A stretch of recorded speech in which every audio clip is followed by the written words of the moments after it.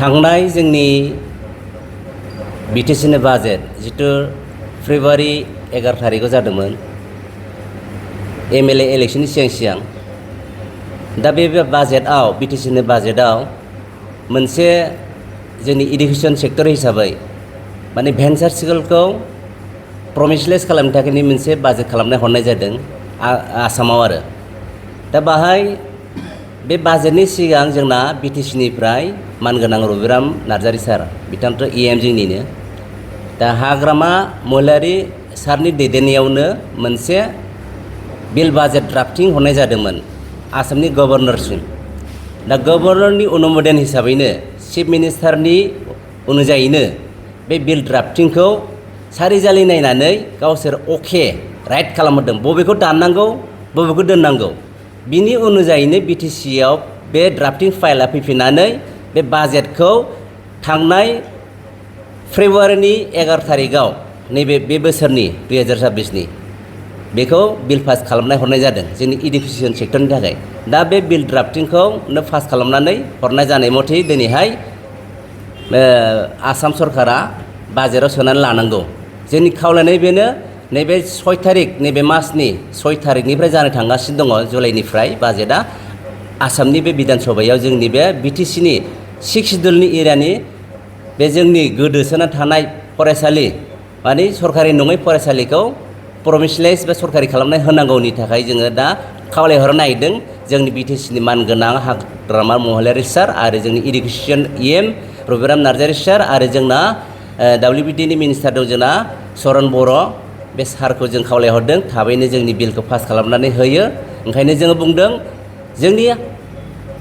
आसामनि chief minister मानगोनां doctor Hemant Biswa Sharma सार आरो लोगोसे एडुकेशन मिनिस्टार रमेश पिगु बे सारखौबो जों बुंहरदों गोख्रैनो जोंनि जेरै बिल पास खालामना हरनाय BTCनि जितु आयेन मादा बे आयेनखौ जितु बातिल खालामा आरो मोजाङैनो जुदि साक्सेसफुल खालामना होयो जों खावलायहरदों आरो जोंनि अल BTC नन प्रभिन्सियेलाइज LP&UP टिचार एसोसिएशननिफ्राय बेखौनो जों बुंदों गासै जोंनि फरायसालिनि थयथ' हिसाबै जोंहा बाहाय दंखायो थांनाय जितु बाजेटआव हरदोंमोन बिनि थयथ'आ जाहैबाय जोंहा जोंनि अनलि स्कुल्स LP and ME थाखाय दा LP सेक्सनाव दं जोंना गासैहाय टिचार पस्ट हिसाबै 1659 LP सेक्सनाव स्टाफ पस्ट हिसाबै ओमफ्राय ME स्टाफ नन स्टाफ हिसाबै 1705 माने 1705 गासै स्टाफ न'सआ जाहैबाय 3364 बे आरो दा गासै टटेल स्कुल न'सआ जाहैबाय 565 न'स होमब्ला बेखिनि स्कुल्सफोरखौ बेखिनि पस्टफोरखौ असम सरकार बा जोंनि BTC सरकारा खालामनानै होनो हायैनिखौनो जुक्तियानो फैया ओंखायनो जों खावलायहरदों बारंबार बै समनिफ्रायनो जोङो बुंदों थांनाय सरकारा UPPL सरकारमोन बे समावबो जोङो गोबां खावलायदोंमोन बिथांमोना खालामनानै होलांनो हायाखै ओंखायनो होनदों जोङो दानि जितु BTC सरकार हाग्रामा महिलारीनि दैदेननाय सरकाराव जों बुंदों जोंनि अल BTC नन प्रभिन्सियेलाइज बे LP&UP टिचार एसोसिएशना गोबाङैनो जों सारजों सावरायदों हाग्रामा महिलारीजों जों साहा लोंलायदों टेबोल टक रायलायदों BTCनि इलेक्शन सिगां MLAनि सिगां ओंखायनो होनदों सारा गावनि खोथाया जेरै होदोंमोन जोंनि फरायसालिखौ मावनानै होनायनि थाखाय खोथा होदोंमोन बिथां थारैनो पलाइटलि लिडार हाग्रामा महिलारी सार पलाइटलि लिडारखा गतिके बिथाङाथ' गावनि खुगाखौ जेरै होनो एरै मावखायो बयबो जोंना BTCनि बासिन्दाया मिथिखागौ ओंखायनो जों खावलायदों हाग्रामा सारा जितु गावनि खोथा मथे मावना होयो थांनाय सरकाराव जाबाय UPPL सरकारा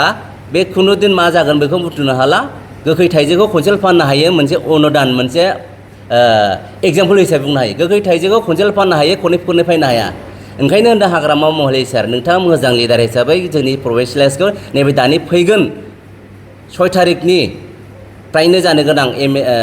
बिधान सभा आसामाव बेखौनो मावना होनांगोन आरो नोंथाङाबो पलिटिकेल प्रेसार होनानै जोंनि खामानिखौ मावना होनांगोन जेरै खुगा ओरै मावना होनांगोन सारा थेंक इउ